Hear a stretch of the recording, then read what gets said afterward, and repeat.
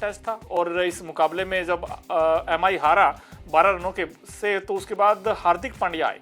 अब हार्दिक पांड्या का भाई दर्द निकला कल। इनफैक्ट उन्होंने कहा कि हमारे जो गेंदबाज हैं उनके छिपने की जगह ही नहीं थी उनको मैदान पर। उन्होंने ऐसा इनफैक्ट स्टेटमेंट दिए कि भाई हमारे गेंदबाजों के लिए ज़्यादा ऑप्शन ही नहीं था कि कैसे बचे आरसीबी के इन धाकड़ बल्लेबाजों से, जहां पर विराट कोहली ने कमाल कर दिया और इसके अलावा रजत पाटीदार ने अच्छी बैटिंग की, देवदत्त पडिक्कल ने अच्छी बैटिंग की, जितेश ने नीचे से आकर रन बनाए, 221 बना दिया आरसीबी ने पहले बैटिंग करते हुए इस मुकाबले में। अब एमआई का जो चीज़ करने आई, एमआई इस बार फिर से उनका जो टॉप ऑर्डर था, चाहे वो वहाँ पर देखें विल जैक हो या फिर रोहित हो, ये फ्लॉप होते चले गए।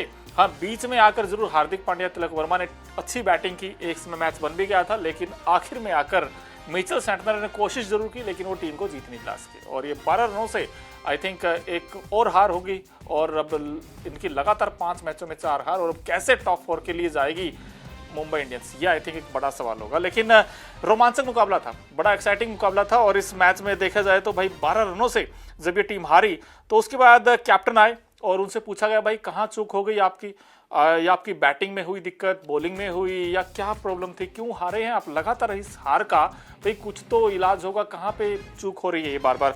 तो उन्होंने कहा कि भाई पिच तो बहुत अच्छी थी, बैटिंग सरफेस विकेट था यहाँ पर, और हमारी जो वापसी थी वो अच्छे से नहीं हो पाई गेंदबाजों की। और बुमराह पर भी उन्होंने बात की, रोहित का फ्लॉप होना है उस पर ही बात की हार्दिक पांड्या ने। तो हार्दिक पांड्या से जब पूछा तो उन्होंने सबसे पहले कहा कि विकेट इतना अच्छा था कि गेंदबाजों के लिए कोई जगह नहीं थी। मतलब उन्होंने बताया कि भाई गेंदबाजों के लिए छिपने की जगह ही नहीं थी जब वो चौके छक्के लगा रहे थे आरसीबी के बैट्समैन। इसके अलावा उन्होंने कहा ये सब गेंदबाजी करने के तरीके पर भी डिपेंड करता है कि आप कैसी गेंदबाजी करते हैं। उन्होंने माना कि 221 का 221 का जो स्कोर था वो काफ़ी अच्छा था इस ट्रैक के ऊपर, लेकिन उनकी जो टीम है इसे हासिल नहीं कर पाई। उन्होंने गेंदबाजों पर ज़्यादा दबाव डालने से इनकार कर दिया और परिस्थितियां उनके अनुकूल नहीं थी, ऐसा भी उन्होंने बताया। और टीम में नंबर 3 की पोजीशन पर बात करते हुए उन्होंने कहा कि नमन आमतौर पर नीचे बल्लेबाजी करते हैं, और लेकिन रोहित के अनअवेलेबल होने पर उनको ऊपर भेजा गया था। रोहित के वापस आने के बाद नमन को फिर से नीचे आना पड़ा, ऐसा उन्होंने बताया इनफैक्ट रोहित को लेकर कि भाई रोहित जब टीम में आगे थे तो इसलिए उनको ऊपर आना पड़ा था, अब नीचे आना पड़ा है। लेकिन जो बॉलिंग थी उस पर उन्होंने बात की और उन्होंने कहा कि भाई हम ज़्यादा तो दबाव नहीं डालेंगे बॉलिंग पर, लेकिन बॉलिंग इस मुकाबले में तो बड़ी फीकी साबित हुई यार एमआई की, क्योंकि इनके पास तो ट्रेंट बोल्ट हैं, बुमराह थे, दीपक चाहर थे और सेंटनर भी थे, लेकिन सारे के सारे गेंदबाज काफ़ी एक्सपेंसिव साबित हुए। हार्दिक पांड्या इनफैक्ट 2 आउट जरूर कर गए लेकिन वो भी काफ़ी महंगे साबित हुए। बुमराह का पहला मैच था, हम उसके बारे में अब इतना नहीं कहेंगे यार, क्योंकि कम बैक करना किसी भी तेज गेंदबाज के लिए आसान नहीं होता, लेकिन उनको विकेट नहीं मिला, बट बॉलिंग उन्होंने भी ठीक ठाक की। लेकिन हाँ, जो आरसीबी की बैट्समैन है, चाहे आप विराट की बात करें या फिर आप नीचे से जितेश की बात करें, भाई उन्होंने आउटस्टैंडिंग बैटिंग की विदाउट एनी डाउट, क्योंकि इस मैदान पर चौके छक्के लगाना है आसान, लेकिन उतना मुश्किल भी है जितना आसान लगता है। कभी कभी हमें लगता नहीं कि जो चीज़ आसान होती है वो मुश्किल भी हो जाती है। लेकिन यहाँ पर कप्तान ने फिर बाद में कहा कि यार हम डेथ ओवर में अच्छी गेंदबाजी नहीं कर पाए, और बुमराह के आने से टीम को स्ट्रेंथ जरूर मिली है, हमें खुशी भी हुई है, और ये टीम को खास ही बनाती, किसी भी टीम को, जिस टीम में अगर बुमराह ऐड हो जाएं तो उनको लगता है कि भाई ये टीम की सबसे बड़ी स्ट्रेंथ हो जाती है, ऐसा हार्दिक पांड्या का मानना है। कप्तान ने खिलाड़ियों को जो पॉजिटिव रहने की और अपने बेस्ट परफॉर्मेंस की करने की सलाह दी है। उन्होंने कहा कि टीम उनका समर्थन कर रही है और हमें उम्मीद है कि जो आने वाले रिजल्ट्स हैं, आने वाले मुकाबले हम अपने नाम करेंगे और आगे का खेल अच्छा खेलेंगे, ऐसा हार्दिक पांड्या ने कहा है।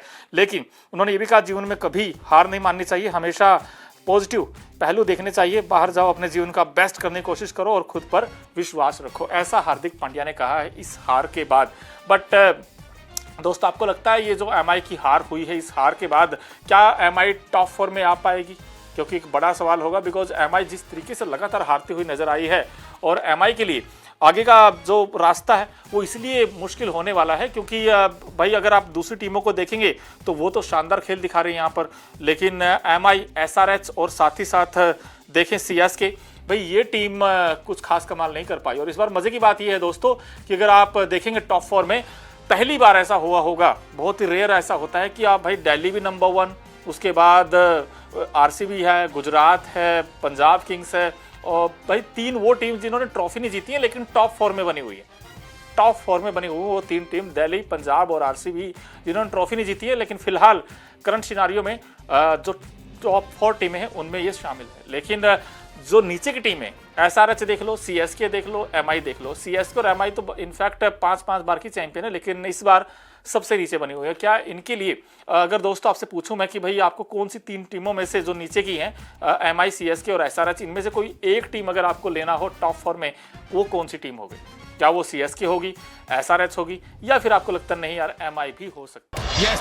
क्रिकेट की हर बड़ी खबर, हर बड़े अपडेट और लाइव डिस्कशन के लिए जुड़िए मेरे साथ सिर्फ India TV cricket YouTube channel पर।